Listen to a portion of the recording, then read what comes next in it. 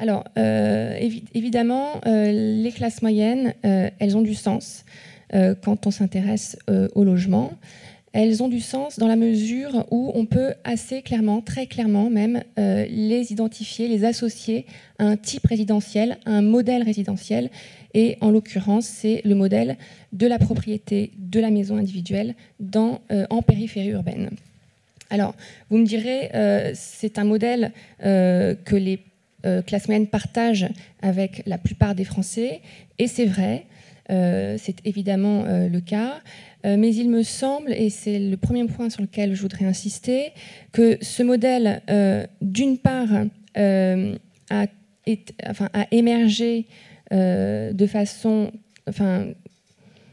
En fait, il s'agit d'une part...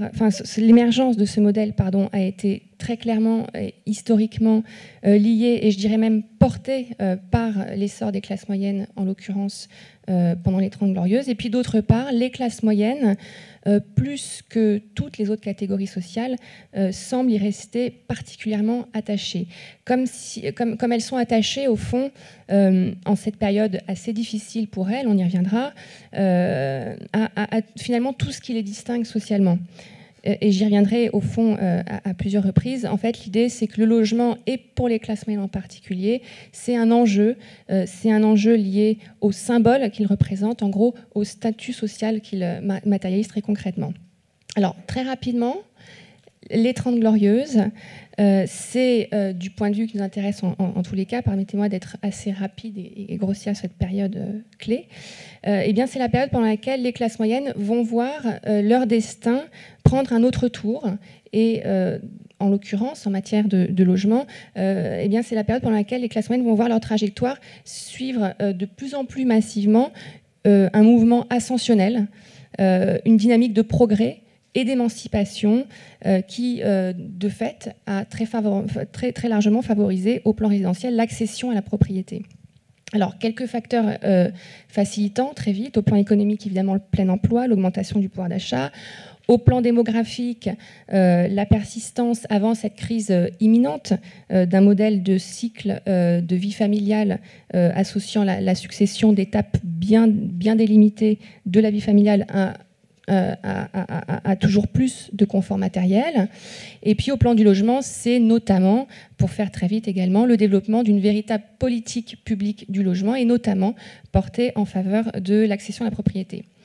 Mais ce n'est pas tout, puisqu'au-delà de cette contribution, je dirais, historique à l'émergence du modèle, du type résidentiel, qu'on peut donc résumer en quelques mots, les classes moyennes, encore aujourd'hui, semblent particulièrement attachées à ce type-là. Leurs aspirations, concrètement, et leur situation le prouvent. D'abord, les classes moyennes aspirent plus encore que toutes les autres catégories sociales à la propriété. Ensuite, elles sont nettement plus souvent propriétaires que les autres catégories sociales. Et puis, elles mènent des trajectoires non seulement davantage tournées vers l'accès à la propriété, mais qui progressent beaucoup plus vite que celles des autres catégories sociales vers la propriété. En matière de localisation, puisque c'est un autre point tout à fait important, essentiel, on voit effectivement, aujourd'hui encore, les classes moyennes très présentes en périphérie urbaine.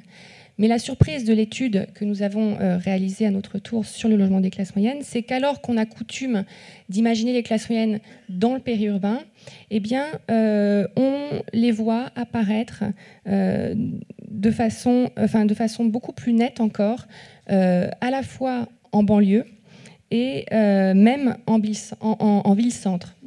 Et tout ça, nous semble-t-il, j'en finirai là-dessus pour cette première intervention, sous l'effet d'un mode de vie que nous croyons citadin, et donc très concrètement tourné vers la sociabilité de quartier, vers la consommation de services, vers les équipements commerciaux, vers les équipements culturels, vers le loisir, et j'en passe. Et puis aussi sous l'effet d'un mode d'emploi tourné vers le tertiaire, encore et toujours, et du coup, est finalement encore déterminé par la concentration des emplois du tertiaire, soit en ville-centre, soit à leur toute proximité.